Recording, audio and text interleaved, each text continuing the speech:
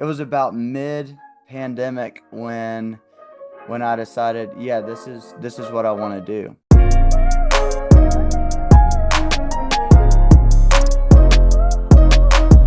Deb, and this is Happy Hour Deb, and today we have all my friends are talking about you, friend Cody Gentry on the show during the CMA Fan Fest.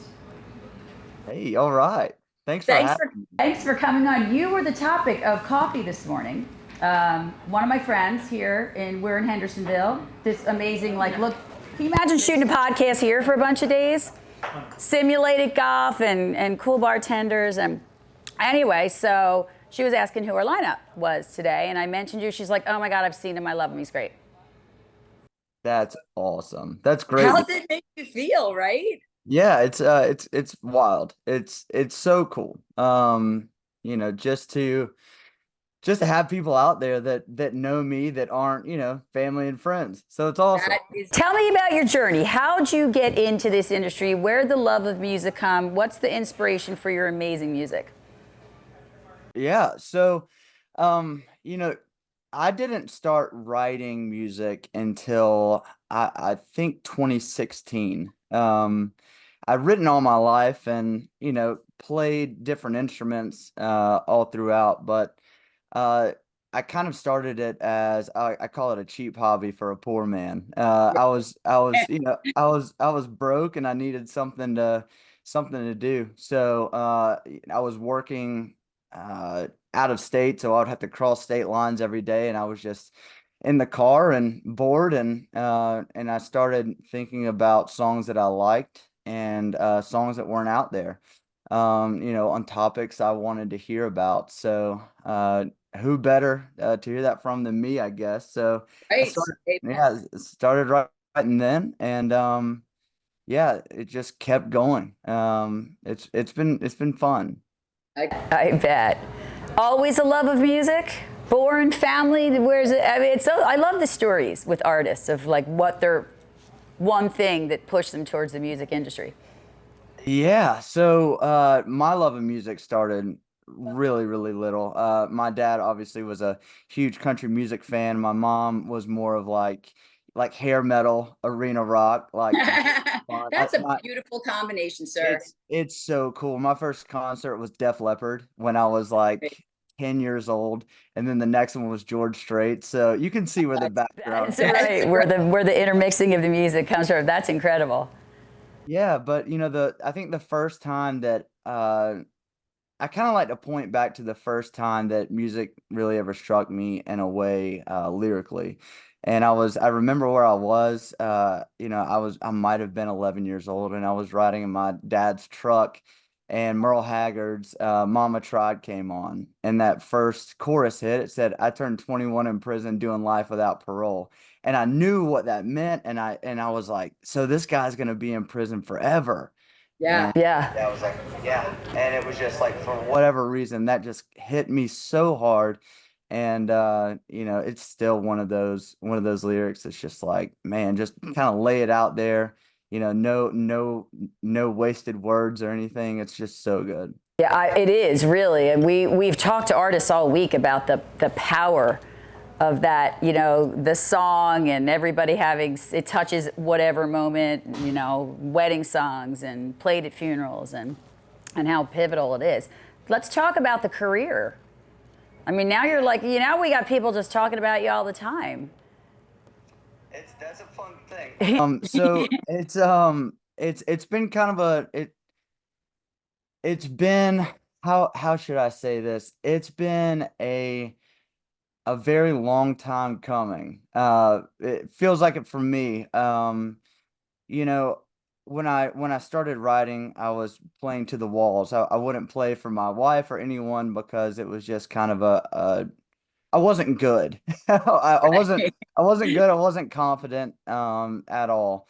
So when I started building up these songs, I knew that the writing was something that I was most proud of. It was the singing and everything that comes along with that I just didn't have any confidence in. The artists, first of all, country music artists are the most humble people in the world, and they're also nobody comes in here like, you know, busting gates, like nobody comes in claiming they're Beyonce. You know, they're genuine scared feelings, genuine like not having the confidence. I wish I had the confidence of like a hip hop artist that's like, you know, I make money, I get girls, I get all the cars. Right. The image sounds amazing, right? Yeah, it sounds great. If I had that confidence, just a little bit of it, I think I'd be a little better. But you know, with that whole buildup of like, you know, trying to learn, really, I wanted to write songs, and I was talking to David Childers, who's a North Carolina songwriting legend, Yeah. and you know, I was telling him, I said, all I want to do is write songs. I don't want to sing. I don't want to do any of that. And he said, why don't you want to sing? I said, because I'm not good at it. And he said, uh, he said, no one's going to hear your songs if you don't play them. I said, well, that's true.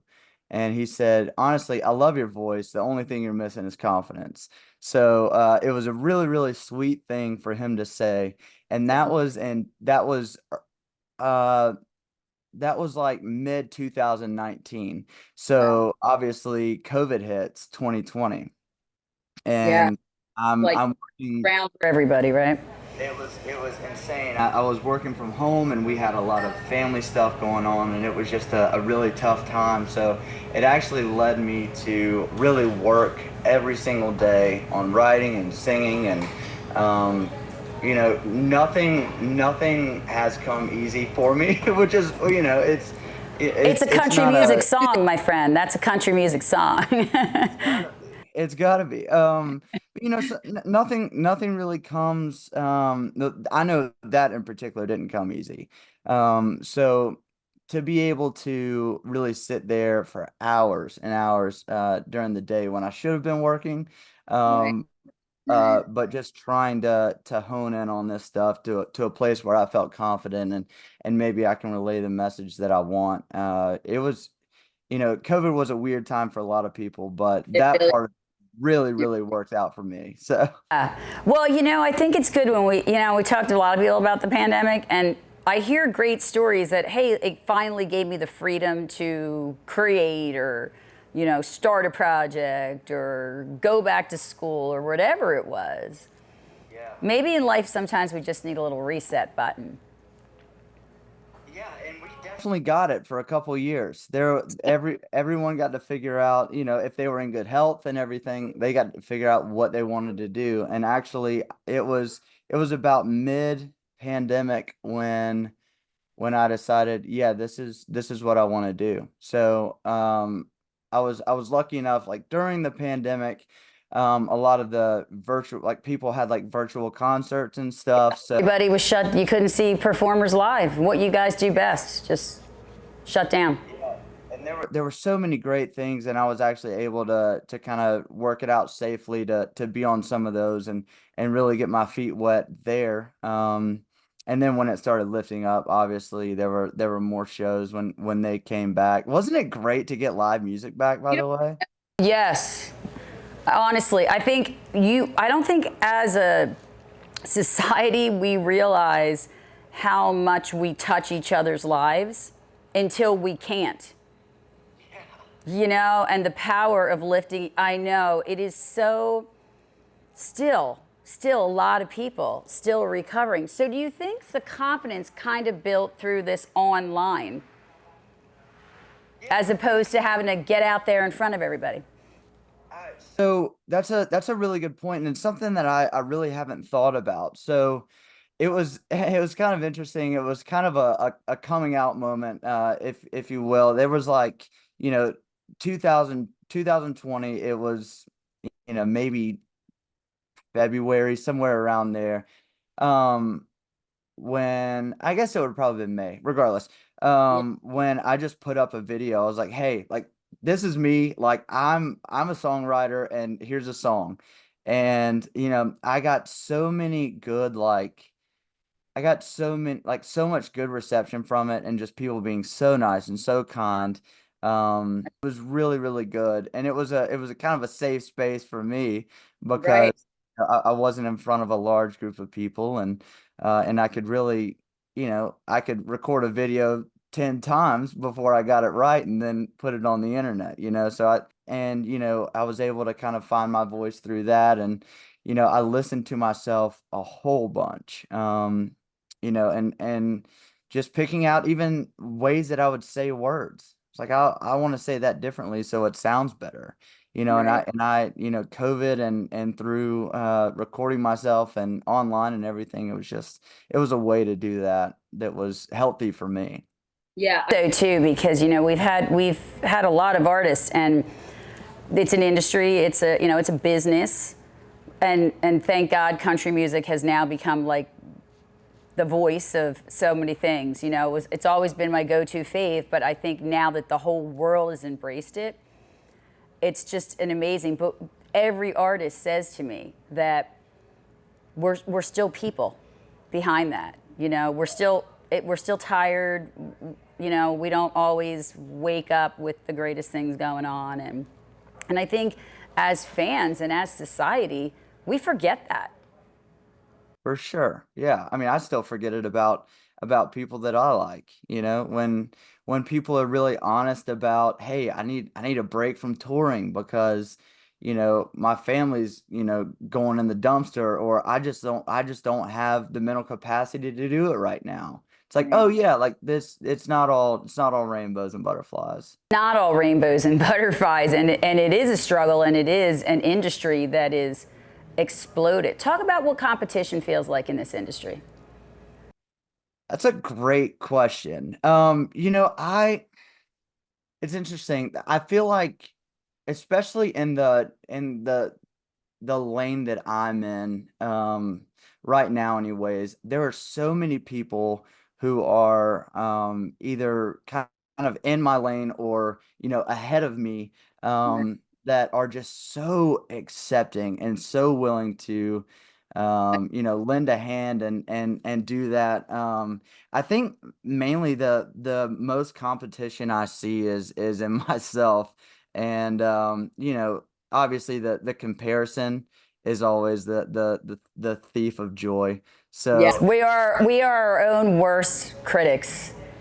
right. And so, there's some times when I'm having a bad day and it's like, why don't I have, what so and so has? Why are they going on tour with someone and I'm not? And it's easy to get in that, but once you realize, all it takes is reaching out to these folks. And there's a great guy, Jack Browning. He's in the UK, and he is a wonderful country singer, and he's just been the nicest guy.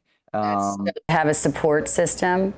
Yeah, and it's fantastic just to see um kind of what we can do together.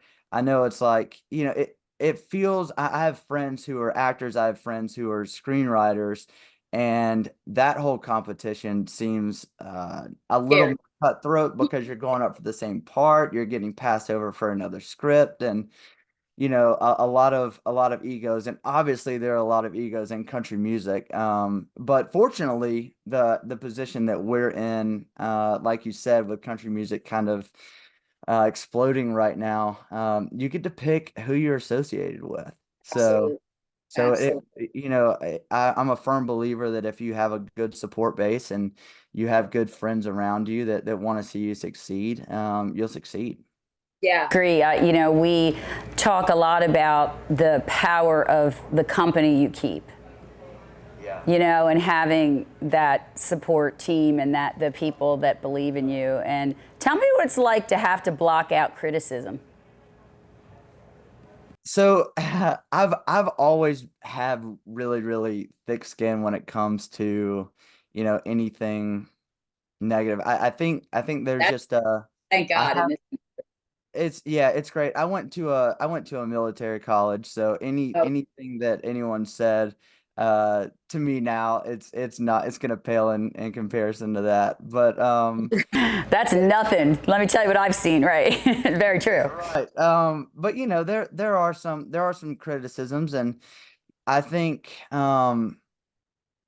I think the biggest thing that I always have to remember is who it's coming from. So if it's someone on the internet with a bunch of numbers behind their names, I'm not going to listen to it. No. If it's someone like Dean Miller who produced this album, and we're in the studio and we're working, and he says, "Hey, you might want to revisit that, or you want to try that again."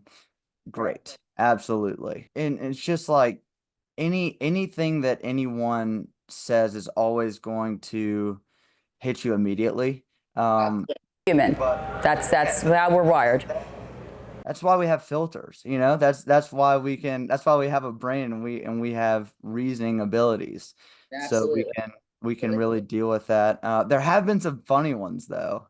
Tell me one. Like, I'm a believer that you're not even a badass till you have some haters. Oh yeah, yeah. If my No, right? They're watching. Tell me like the most bizarre response you've gotten.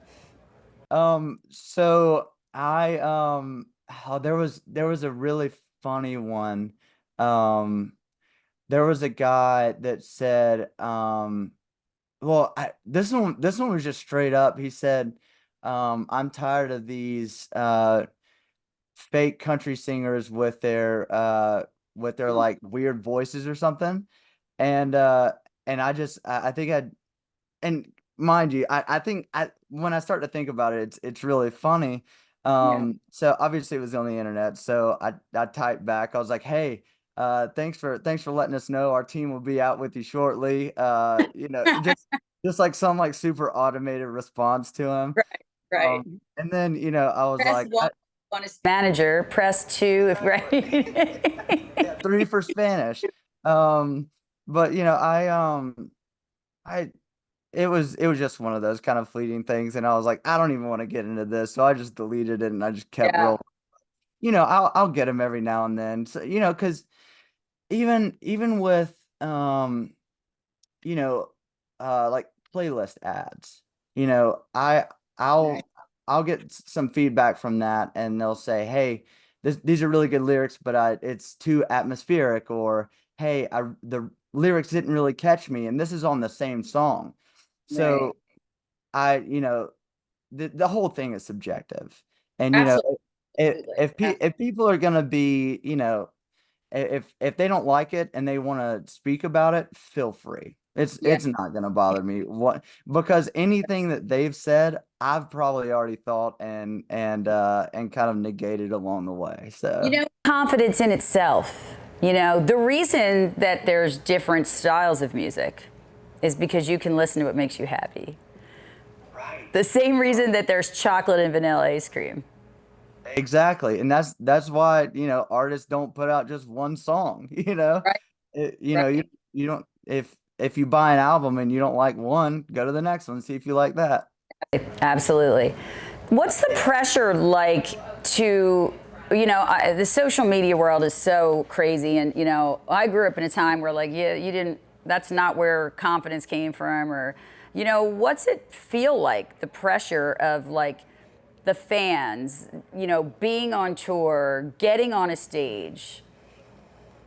Yeah, it's the way that I look at it is like the way I wish it was. I wish that we could I could have an album and I could go tour, and that right, would be it. Like right. social media it's very fun to like connect with people and hear what people are saying.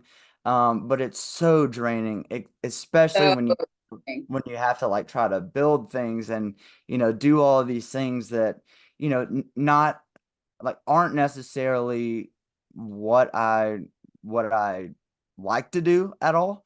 But they're necessary now. The whole Instagram and TikTok world, I don't fully understand it. no, And Hey, it's Deb, and we are shooting from Birdie Bros, Hendersonville, Tennessee. I'm here with my good friends, BJ and Alex, the bartender. If you guys have not checked this place out, I highly recommend. Simulated, golfing, amazing food, incredible company, and Alex is we love Barstool Sports, and she's gonna show us how to make her new amazing drink.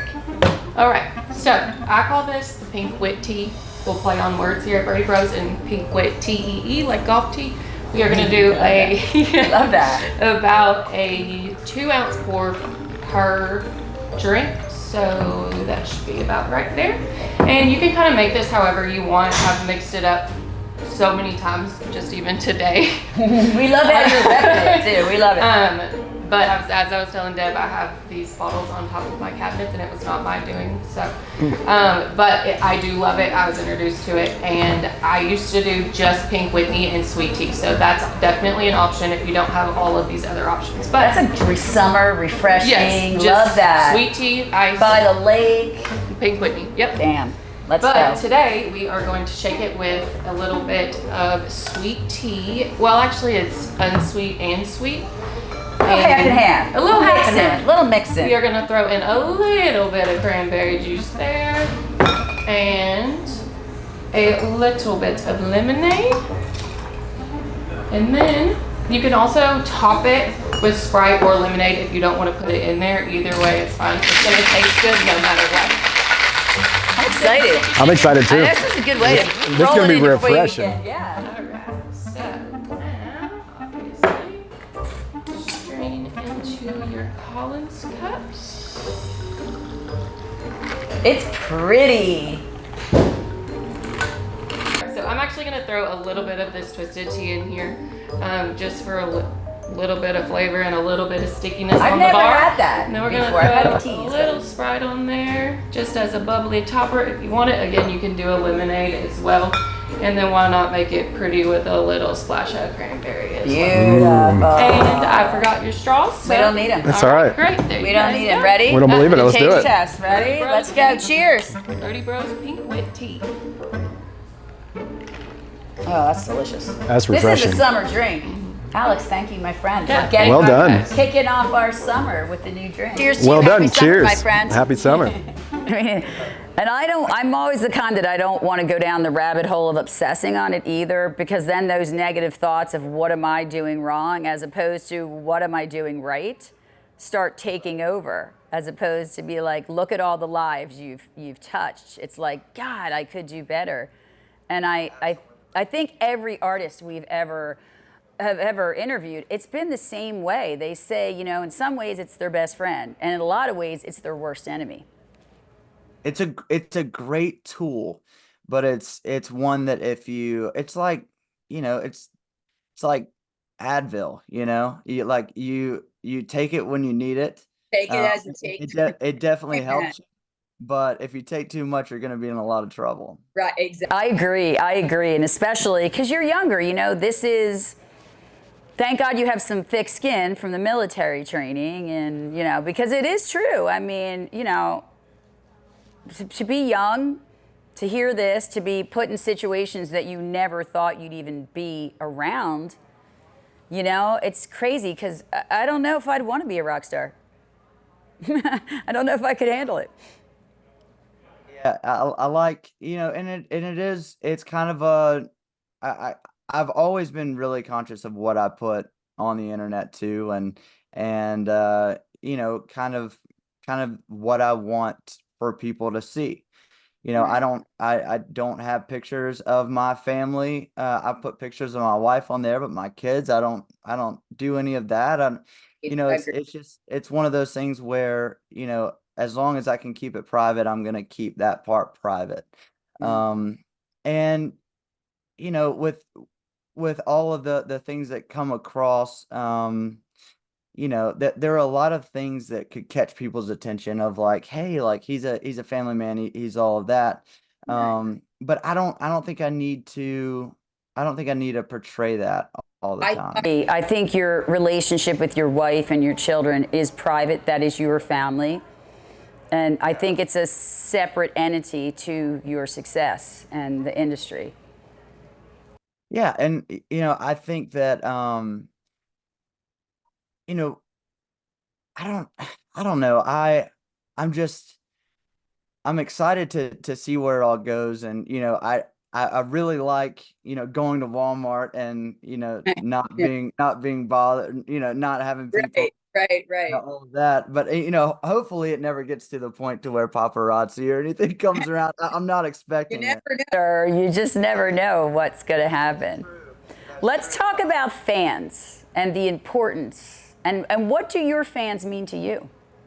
It's I still have a problem calling them fans, and I don't know why. I feel like it kind of puts me on a pedestal because like the term fan is, fanatic, and Right, it seems almost like a like I'm leading a whole group of people somewhere, and that's not what I'm trying to do. right.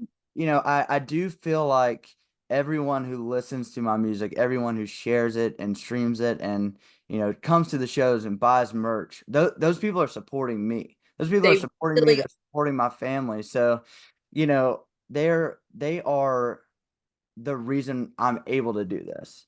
They're the reason that, if I put out that first video and no one ever said anything, I would have crawled back into my hole and just been like, just kidding, guys. April, going back into that, I'm not confident enough to handle yeah, this, right? like no, that was a joke. That wasn't My even bad, me. joking, right. I know. Yeah, that was AI. That wasn't me. But yeah, if if they weren't here, if the people who wanted to listen to my music weren't so passionate about it, it Yeah. would be really, really difficult for me to find the passion. And I don't know if that's a good thing or a bad thing, I but don't know. We go back to the human, we're humans, right? yeah, and just like you said, we need that connection. We do. So, We I totally do. could go back writing in my closet and, it would be completely different because, after I had that conversation, about, I don't want to play out. I don't want to do this. I found out that I love playing live. It's like my favorite thing to do in the world. It's, even I've had some pretty rough gigs where Yeah. no one's listening or, all of this. And that was, then, but I was like, I kind of stepped back and I was like, man, I'm playing the songs that I wrote out here, filling, silence with my music, Right. and they're paying me How for it. beautiful is So that? this is a great job. Great job. Because it's associated with music is associated with every one of our feelings. We have wedding songs and we have certain songs that just come on and you start to tear up and they just move people in other directions. And it's so powerful. And what I found with every artist in, this country music industry is that they're so humble. Yeah. They're just so humble. Yeah, it's been great to see just a lot of people, whatever their background is. You know, I think the reason that you see a lot of people that are humble is this is one of those industries where if you come in and you think you're the absolute best, you're gonna get shot down very fast, Very quickly. especially Right. especially if you go to Nashville. Right. Nashville is like, you think you're good, come on down. Yeah, this is where the talent goes, right? If you're in this industry, this is where you go. I mean, even when I went to go record my album, I showed up and I was awestruck, and I felt like the size of an ant because the people who played on this album are, I think every single one of them have won an ACM for their Yeah. instrument. They all played Unbelievable. with Jelly Roll and Eric Church and Yeah, unbelievable. everybody. Yeah, So it's crazy. Who's your favorite artist? I'm sorry. Who's your favorite artist? My favorite artist, it's John Prine. John Prine is my absolute favorite. I grew up listening to John Prine. It was the first song I ever heard or I ever knew the lyrics to, was a John Prine song. And to me, with songwriting being the major part, there's no better songwriter than John Prine. Yeah. Amazing. What's your we talk about this all the time. What's your go-to song? What's your song that's either your fight song when you're like you need motivation or like I just need to cry this out? What's your song? Ooh, so right now it is, I mean, it changes probably every single day, but there's a song by Willie Nelson and it's on his Teatro album and it's called The Maker. and it might be a cover. I'm not even sure, but that song is like when it hits, it's just like a wave that comes over your entire body. And Everybody has that song, right? yeah, I could go on and on about Willie. I think I could just put on Willie Nelson and I could feel every single emotion in one album. Truth. Those are the artists that just like, and when you're with your friends and a song comes on, it just the feeling of togetherness and. Yeah. Yeah, and and it's, I don't know, live shows are just so, especially if you go with your friends too. Even, I think even if you're not, this is what I want people to understand about live music. So we've come to a point in our society where, music is so accessible, and because these people have to tour so much because of, decline in album sales due to CDs and live and streaming and everything. There are so many artists coming through everywhere.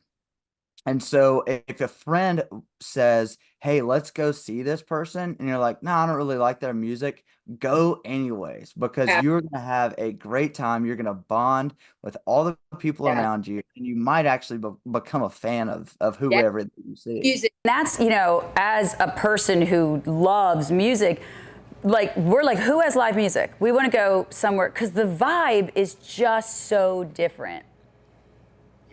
The energy in the room is incredible. We were talking earlier about, we had somebody yesterday and they were saying, stepping out onto a stage, the anticipation from backstage, and then being able to feel the energy of the crowd before you even hit the stage. Yeah. What's that like? It's honestly, it's probably the best feeling. Like the energy that comes through it's there are two things about playing on stage that are the absolute best. One is walking out and just feeling that energy and just knowing like, hey, these people are here to have a good time and to hear some good music, and that's what we're gonna give them. Yes. The second is knowing that if you step away from the microphone, you could hear the people singing your song back to you. I can't even imagine. It's like the crazy. I can't even imagine.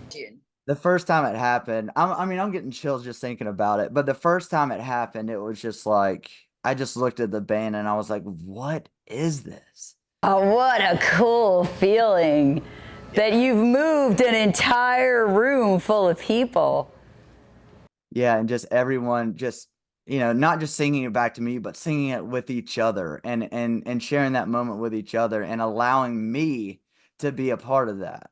That's so cool. I was at Crash My Playa last year in January, and I just thought that like everybody came and saved and just cut corners and everything to be there.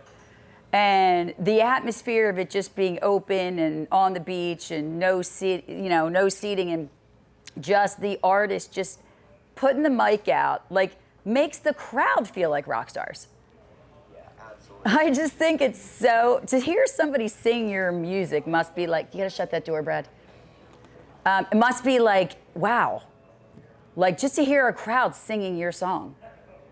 Yeah, it's almost like it doesn't matter what song it is. If it's a really fun song like High as a Pine or a slower song, it's like, it's almost enough to bring me to tears when I hear it, because it's just overwhelming. yeah. Reason that you got into it, and yeah, it's so incredible to meet people like you and see this journey and know that they're just like, these are people I just sit next to in a bar, and they put their whole life. And your children, and you're a father and a husband, and you're putting all this for the love of the music and the love of these people that are touched by your music. I think that's just a beautiful. It's so Yeah, so- and and one of the things that kind of still blows me away is when I write, I don't really write for an audience. Like a lot of the songs that I write are either conversations I have with myself or me trying to work through, some fact or some idea that I have. So it's kind of, Yeah. it's kind of for me and for people to be able to relate and to like it enough Yeah.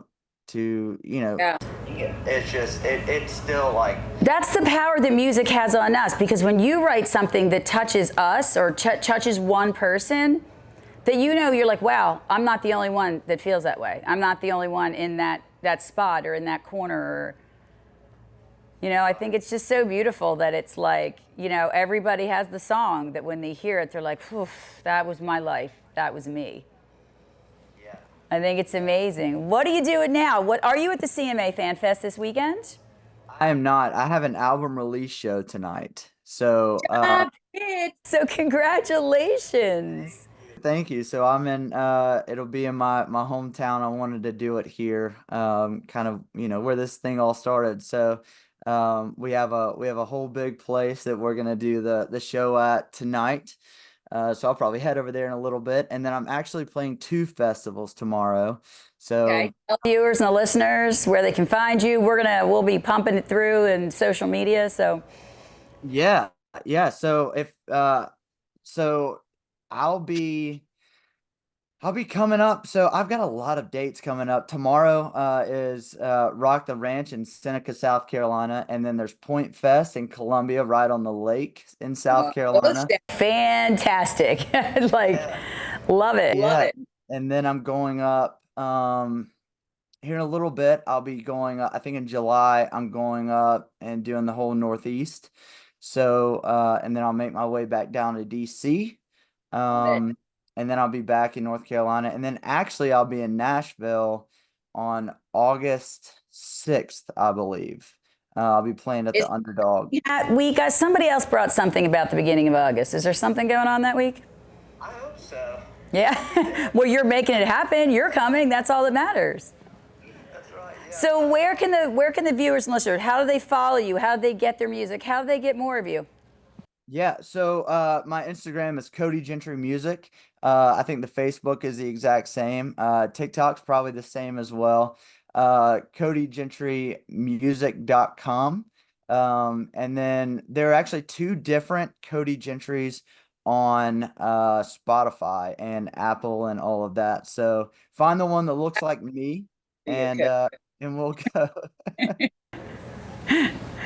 That's awesome. It's pretty much everywhere. My album just came out last week, Blue Ridge Gold, and it's been a really, really fun time. So. Where can we go to get some merch?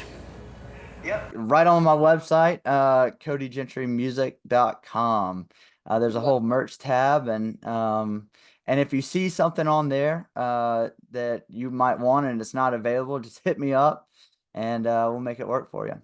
That's amazing. I can't even tell you what an honor it truly is to have had you on the show, and we're just in awe, and you're just as wonderful as everybody said you were going to be. Thank you. Thank you so much for having me. This has been great. Oh, goodness. So next question, will you come back? Keep us on this journey with you. So if you'll have me, I would love to. and maybe next time yes, we could co-host together? Do not tempt me with a good time. I will. No, you might see us in August. We'll save you a seat. If we're in town, we'll let you know. We'd love to meet in person, and yeah, it would be great. So we're rolling with you. We're super excited for you, and honestly, you are as fabulous as everybody said. It has been an honor, Cody. Thank you so much. Happy hour, and happy hour to you. I hope I get to talk to you guys soon. Absolutely. Thanks, Cody. It's been an honor. Bye.